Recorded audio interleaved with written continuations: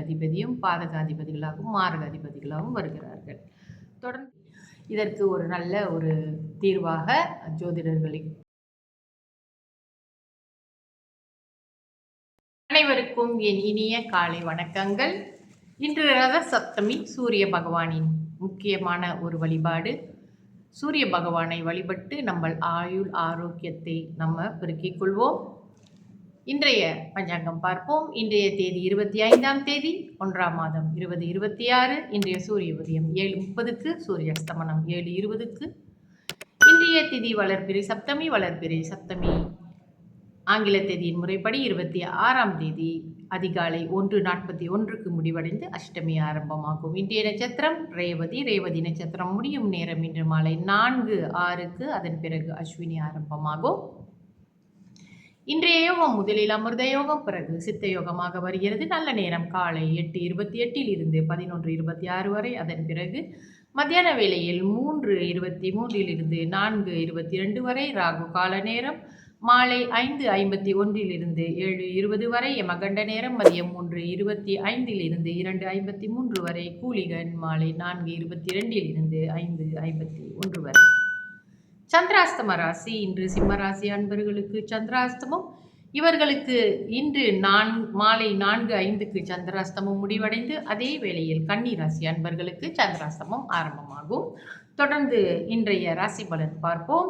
மேஷ ராசிக்கு பரிவு, ரிஷப ராசிக்கு ஊக்கம், மிதுன ராசிக்கு ஆர்வம், கடக ராசிக்கு பயம், சிம்ம ராசிக்கு பரிசு, கன்னி ராசிக்கு களிப்பு, துலாம் ராசிக்கு உதவி, விருச்சிக ராசிக்கு செலவு, தனுசு ராசிக்கு பக்தி, மகர ராசிக்கு உயர்வு, கும்ப ராசிக்கு முயற்சி, மீன ராசிக்கு பாசம். தொடர்ந்து நம்ம லக்னங்களுக்கு யார் யார் என்னென்ன கிரகங்கள் சுபர்களாகவும் அசுபர்களாகவும் இருக்கிறார்கள் என்று பார்த்து கொண்டு வருகிறோம். அந்த வரிசையிலே இன்று தனுசு லக்னக்காரர்களுக்கு யார் சுபர் என்று பார்ப்போம். இவர்களுக்கு சூரியன், செவ்வாய், புதன் மூவரும் சுபராக இருக்கிறார்கள். இவர்களுக்கு யோகாதிபதியாக விளங்குபவர்கள் 9ஆம் அதிபதி சூரியன், 10க்கு உரியவர் புதன், 5க்கு உடையவர் செவ்வாயும் யோகாதிபதிகளாக வருகிறார்கள். மாரகம் செய்யக்கூடிய தகுதி உள்ளவர்கள் இங்கே சுக்கிரன் உபயா ராசிக்கு 7க்கும் 11க்கும். அதாவது நம்ம இந்த எண்ணிக்கைகள் சொல்லும் பொழுது அது எப்படி நம்ம கணக்கு செய்யறோம்னா, லக்கணத்தில் இருந்து உங்களுடைய லக்கண வீடை 1ஆம் வீடாக எண்ணிக்கொண்டு அது தொடர்ந்து நம்ம கிளாக் வைஸாக வரும் பொழுது 12 வீடுகளுக்கு லக்கணத்திற்கு நீங்கள் அந்த எண்ணிக்கையை போட்டு வரும் பொழுது இதை நீங்கள் கண்டுகொள்ளலாம். இந்த உபய ராசிக்காரர்களுக்கு 7ஆம் வீட்டு அதிபதியும் 11ஆம் வீட்டு அதிபதியும் பாதகாதிபதிகளாகவும் மாரகாதிபதிகளாகவும் வருகிறார்கள். தொடர்ந்து சனி பகவான் 2 வீட்டுக்கு உரியவர். சனி பகவான் இவர்களுக்கு பாதகாதிபதியாக வருகிறார்.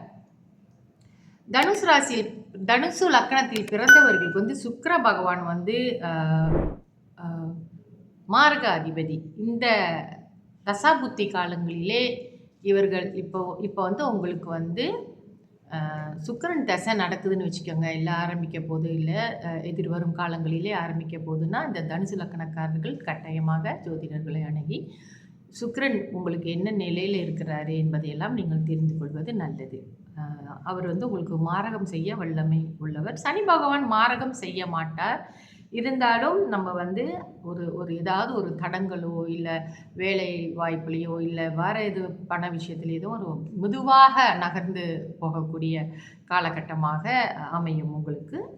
இந்த மற்ற கிரகங்களின் பார்வையும் உங்கள் லக்னாதிபதியோட பலமும் அறிந்து கொண்டு இந்த காலங்களிலே உங்களுக்கு எப்படி நீங்கள் மேன்மை அடைய முடியும், எப்படி நீங்கள் சிரமம் இல்லாமல் சுலபமாக உங்களுடைய வாழ்க்கையை நகர்த்தி செல்ல முடியும் என்பதற்கு கட்டாயமாக உங்களுடைய ராசி கட்டங்களை உங்களுடைய ஜோதிடர்களை அணுகி நீங்கள் பார்த்து தெரிந்து கொள்ளுங்கள்.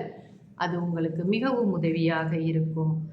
இந்த மாரகம் சம்பந்தப்பட்ட கிரகங்களுடைய வேலை என்ன நடக்கும் அப்படின்னு சொன்னாக்கா, நம்ம எடுக்கக்கூடிய காரியங்களிலே ஒரு பூரண வெற்றி அமையாமல் போகலாம், அல்லது கடினமான ஒரு காலகட்டமாக இருக்கும். எடுக்கும் முயற்சிகள் லேட்டாக முடிகிறது, எது செய்தாலும் சரியா இல்லாத மாதிரி ஆகுறது, இந்த மாதிரிலாம் நடக்கும் காலத்திலே நம்ம ரொம்ப நிதானமாக ஒன்றுக்கு ஒரு தடவைக்கு ஒரு 10 தடவை யோசனை பண்ணி சில காரியங்களில் முதலீடு செய்வது எல்லாம் கவனமாக செய்ய வேண்டும்.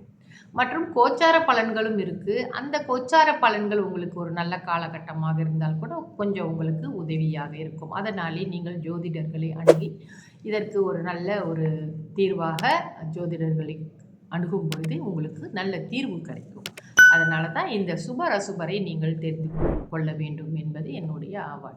ஆனால் என்ன ஒரு விஷயம் என்றால், ரொம்ப பேருக்கு வந்து ஜாதகம் பார்ப்பாங்க. ஆனால் அவங்களுக்கு எந்த கிரகங்களால் நன்மை நடக்கிறது, எந்த கிரகங்களால் அவருக்கு அசுப பலன்கள் கிடைக்கிறது என்பது கூட தெரியாமல் இருப்பார்கள்.